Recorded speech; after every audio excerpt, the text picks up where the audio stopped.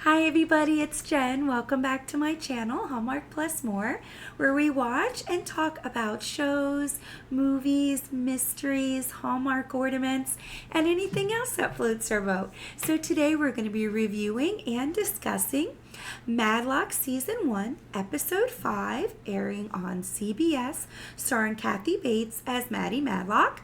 So this particular episode was about drug abuse and physical abuse in a prison system.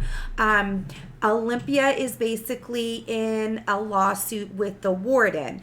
The warden knew about the abuse and apparently allowed it to happen.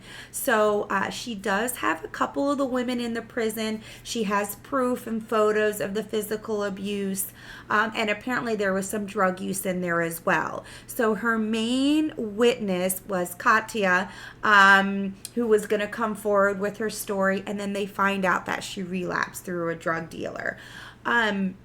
So right away with the drug use and the young women, it obviously strikes a chord with Maddie because, her side story of her daughter dying of a drug overdose and kind of the side story of going after, Jacobson Moore, which is a law firm that Olympia, her ex-husband, and her ex-father-in-law are all partners of. So it's definitely, a sore subject or a soft subject there for Maddie. But she does great delegating it through, except for a couple points, right? There was that touching scene where she's standing in front of the broken down building, and her husband comes and, gives her that food for the other addicts to kind of find out where Katya was, to talk to her and try to get her some help.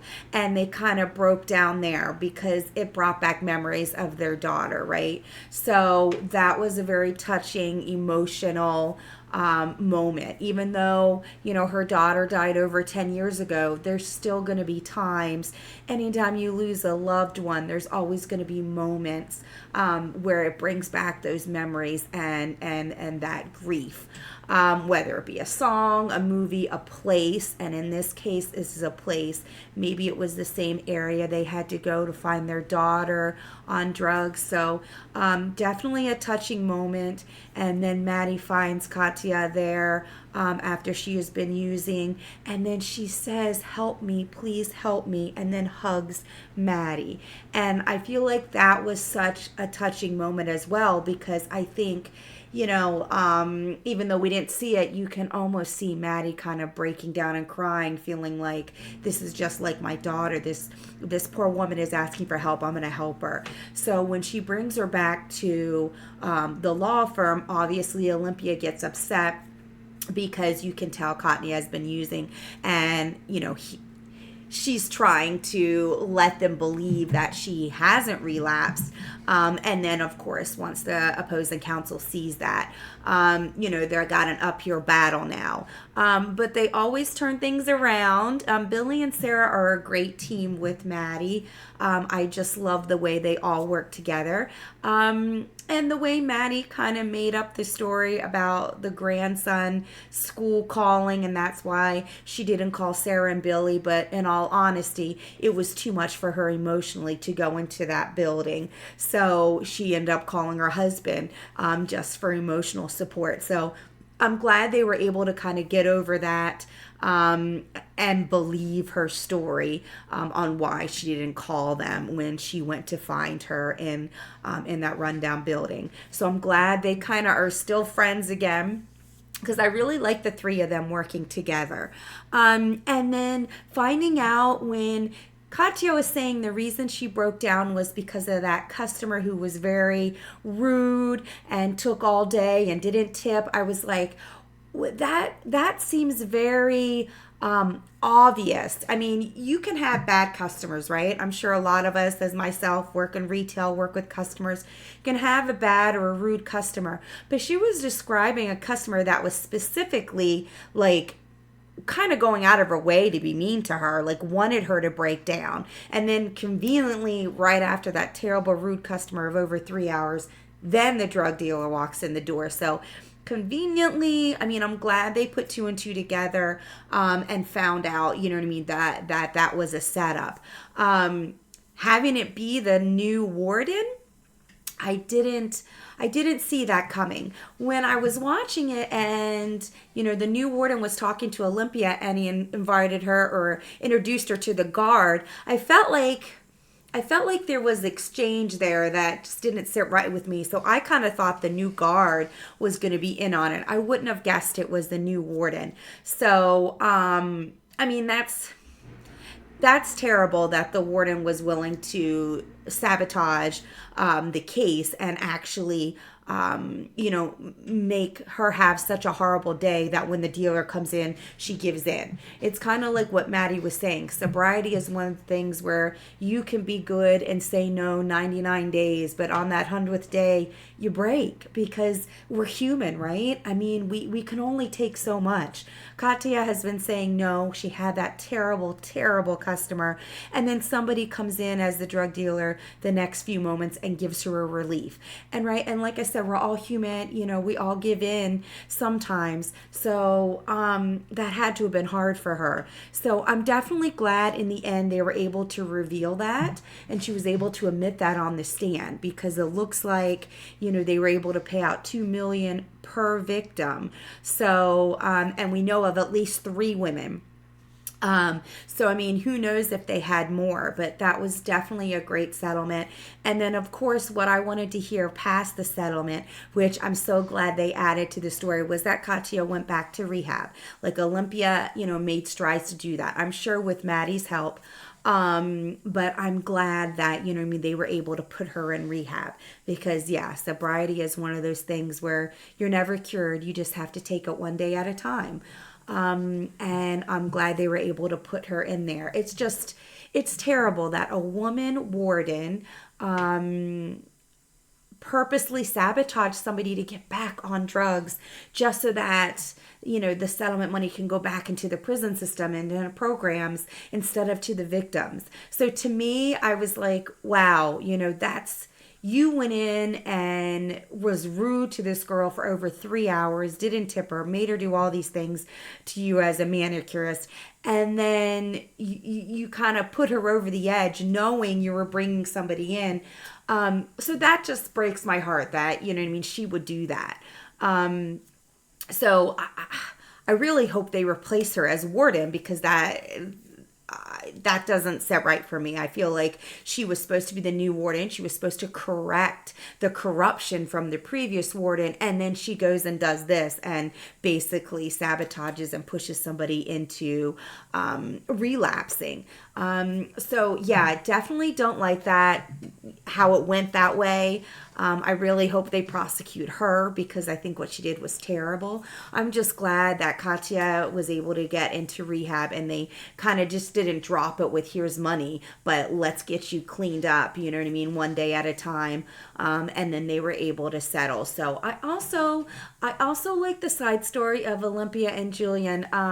I know I've mentioned this in my other videos, but I just think he cares for her so much. I know they're getting a divorce. They have twins. They have kids together. They have to be civil for the kids. But it seems like every episode we see, he just does all of these nice things for her.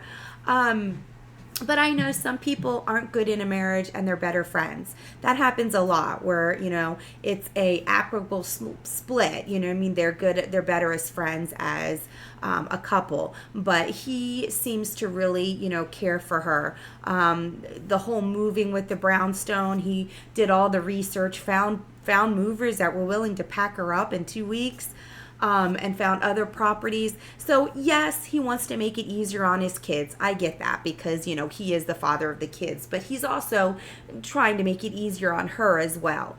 So I just think they parent really well. Whether they get back together or not, I just always want to put out how nice he's being. And it seems like Olympia is reciprocating. I mean, she's no longer going to be with Elijah, the other lawyer in the office.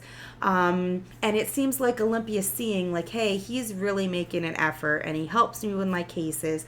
So I really, really like that they have kind of kept that as a side story, that, they're really friendly when it comes to their children. And I always like to see that, right? You want to be friendly with your ex for the kids' sake. And from the little bit that we saw of the kids today, they seem happy. And that's all you can ask for when you split, right? Is that the kids are happy. And it's not too hard on them. So I definitely think that was great. I loved how Maddie always figures things out. The way she kind of set Sarah up so that she could get that fingerprint.